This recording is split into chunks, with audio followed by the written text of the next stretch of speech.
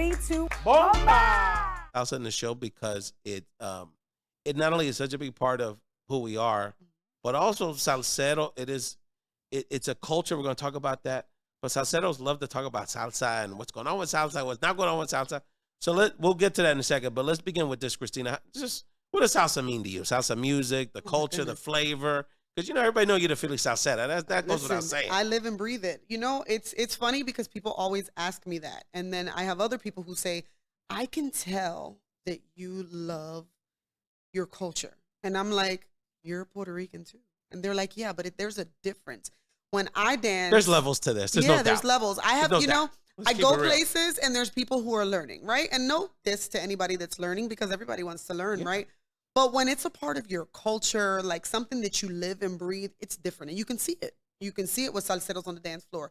And people always call me bougie, right? Because we'll go to dance. And if someone taps my shoulder and asks me to dance and I've watched them on the dance floor and they don't dance as well as I do, sorry, I always say no, right? Wow. And people are like, you're serious. And I'm so serious because I take it like I'm passionate. When the music starts, I feel it. No, it's a part of my body. So I don't want to dance with someone and I know that they can't dance because I want to kill it on the dance floor and you have to be able to too. And then it's not going to be a good experience for either one of you anyway. Because they're going to feel like they're falling short. It's going to be obvious you're at another level. And then you ain't dancing, you ain't enjoying the 4 minutes because you're like, oh, wow, this whole salsa snap thing, this is fantastic. I'm a fellow salsa snap. But you are. In a different way. We'll get into that. So wow, this is such a good point. You just hit on a good point. Because there is a moment, look, the high school, college, I wasn't all that. And then there's a moment in anybody, I don't care if you grew up with salsa or not, where it goes from just being able to technically do the steps to feel it. There's a different. There is a I can't really describe how that happens, but there is a spiritual element to it because on some level it goes beyond just doing the steps. You really do feel the soul of the music. You do. And you know what? It's a part of, even that takes me back to Hunting Park in my childhood. No doubt. There are certain songs that could play in the car. And even with my daughter, because she's so close to me and she hears it so much, that as soon as I hear them, I'm like, that's pop. That's Mike Vega. Like people know because my father is honestly who made me have the passion for salsa. Just driving in his huge cars when I was little, he would play just, Eddie Santiago, Hector Lavoe. And there are songs that kind of I grew up with. They got stuck to me. So now when the music plays, it's like a part of my childhood. Like when I'm on the dance floor, I feel it because I feel like I'm feeling a part of me. Like this is what I grew up on. So there's also a nostalgic piece that you think about your childhood. So that I can relate to that too because, people don't know the original Ray Collazo was not just, Ray, but he was a salsa DJ, but also a radio announcer, which is a whole other history. And hopefully we'll get him on the show at some point to talk about it. But so like not only the same thing in the car. So not only was he playing the music, he was playing his show. He would tape his show and replay it. And so it was part of like our lives, his career.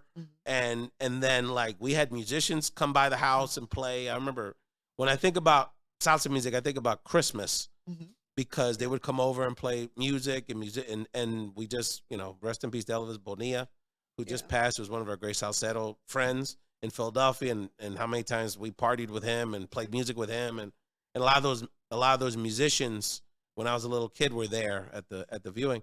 But it is so much more beyond just like music, and I'll take it a step further that I'll get into that in a second. Is that but back to your point around the culture, once I figured out like learned enough to be dangerous, I definitely felt more Puerto Rican. Yeah.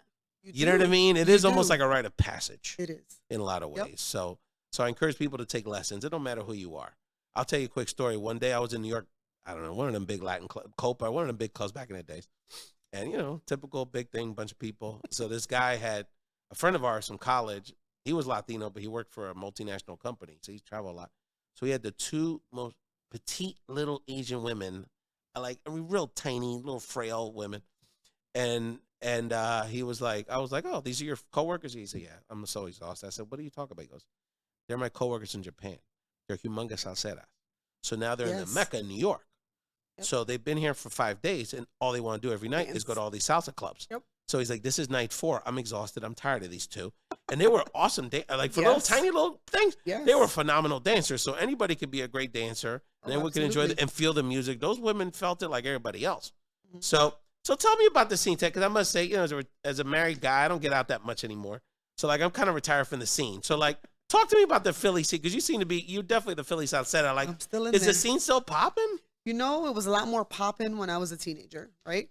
But if you're in the social, the Stardust era, is that what you're referring to? Those were like the 8th floor, Gran Manzana, like these Brazil's were are still popping back in the day. It's like Brazil actually is still popping. Yes. If you pop up on a first Thursday or a Wednesday, shout out to DJ Paulie. Yeah, Paulie's our guy. Absolutely, it is still popping and it is packed. But the scene has changed so much. It's gone through so many, changes with DJs and venues closing. Yeah. So I'm still a part of the scene. I'm still out there. I'm still active, but it's not as active as it used to be. But we have new people who are promoting La Salsa Syndicate and different organizations that now are searching for like the key places, and they just do blasts. And people show up. They have the Bach Bar. They have different places now where people will show up. So the scene isn't as hot as it used to be, but it's climbing back up there. Well, the thing, and the true Salsera, like Christina, like you got to do what you got to do. I see you out in Lancaster. You gotta go. You got to go where you got to go. You know what I'm saying? I don't know what to tell you. Wherever the music's playing. So let's go back to the cultural part, because, and we talked earlier about it. We just celebrated, rightfully so. It was a lot of fun. The 50th anniversary of hip hop, and hip hop's a part of our culture. And I encourage people to go to Bomba Live's YouTube channel. I just did a 3-part, huge 1.5 hour. In total set of episodes of my brother Planetary. We talked about hip hop culture, Tough Crew, Philly, North Philly, breakdancing, the whole thing. So I encourage you to check that out. But salsa is very much in the same way we talk about the conversation lately has been around. Hip hop is more than just like rapping and a beat. It's like a culture. Salsa and salsa dance culture, salsa music culture. It's a culture. It's not just about the music. Can you talk a little bit about how you see it as a whole like vibe? And not just like a music? It is, even if it's not just the music, but just there's groups. If you go through Philadelphia and you go to different Latin scenes, there are groups that you will see at every place you go. Oh, yeah. It's a life. It's a life. Oh, and it is a part of who they are. Like they live and breathe it. Like they wake up and they're looking for places because it's a family. Once you know certain people and you dance with certain people and then you go to the next venue and you see those same people, it's like, hey. It's like, and that's what we call ourselves. My level, the salsa you have family. Chemistry with dancing. Yeah, and they, just like with hip hop music, there's just people that in hip hop, With salsa, there's just people that Like everywhere you go, you're gonna know these people, and you're gonna know these artists. And listen, we have people like Avant. He was a former Philadelphia Eagles player. Jason Avant's out there like that? He is. If you people have not looked, find his Instagram. Are you for real? I've danced with him tons of times. You know what's hilarious? He is an amazing Jason's salsa a good guy. dancer. You know what's funny is that he has that launch zone by my house. So I see him all the time because he's like real hands-on. So it's so I know him from like, owning a jump place and like serving pizza at the party. He's a big part salsa guy, of our salsa family. Nice. I dance with him all the time, Next and time I he is see great. him. He can get on the dance floor. Okay. So it's something, and he became a part of that culture, right? And he became a part of our family. Did XBS So Productions know that everybody Jason Avant was a big salsero? These are the Avant. Big Eagle podcast guys. They don't have this kind of information. Yes, he is a salsero. He's a part of our salsa family. Nice. Everywhere you go, Very nice. in Philadelphia salsa scene, he's there every week. He's got great hands. That was his thing. He didn't drop He's nothing, great. so I'm sure he's cool to dance with. He's great. That is very cool. So there's the culture with the dancers, and there's a big fashion element to that, right? With the ladies especially, the guys too. I want to shout out Women take it seriously. Our great, and the shoes and changing and all that. I want to shout out our great friend DJ Jose Rodriguez because at his birthday party, I was so impressed. I actually posted about this on social media. Is that I was so impressed, by all of it, the level of dancers, but also the level of fashion that people brought to the, and the DJs, and you could shout out a couple of your DJ buddies, our Reds, I see them on the radio now, everyone's doing this thing. So like, and then there's obviously the musicians and the music and the singers. And it's interesting because I love being a salsa snob, but we are a picky bunch.